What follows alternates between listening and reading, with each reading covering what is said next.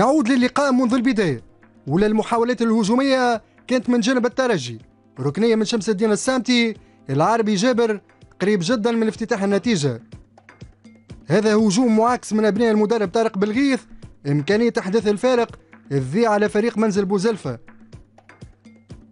يعود من بعد فريق الأحمر والأصفر للهجوم، هيثم الجويني في مناسبتين كاد يكون على موعد مع الشباك.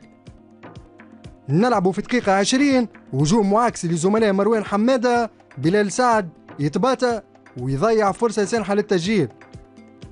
البرازيلي مانيو كروز في بناء العملية الهجومية، العكاشي يراوغ يسدد، دفاع منزل بوزلفة ينقذ الموقف. علي العابدي من جهته يجرب حظه من بعيد، كورته على بعد سنتيمترات من مرمى مروان حمادة. فرصة أجاب عليها فريق منزل بوزلفة، بلال سعد تسديده فوق المرمى. الدقيقة 45 نشاهدوا العملية، هجوم منسق لفريق الترجي، العكاشي يكمل البقية في الشباك.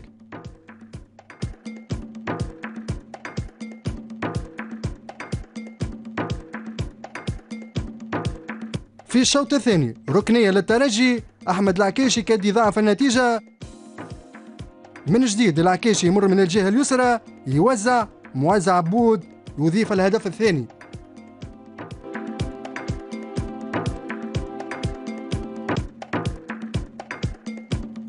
نفس اللاعب تتوفر له فرصة تثليث النتيجة، العارضة ترفض ذلك.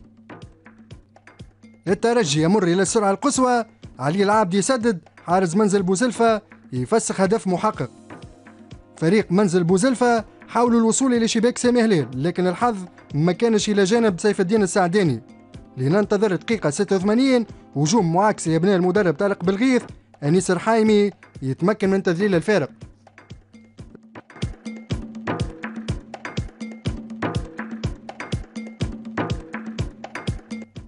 دقائق فقط على نهاية المباراة، أحمد العكاشي بمجهود فردي يمضي على الهدف الثالث وثنائية ليه في اللقاء، لتنتهي المباراة بترشح الترجي للدور المقبل لكأس تونس مع مردود متميز لفريق منزل بوزلفة.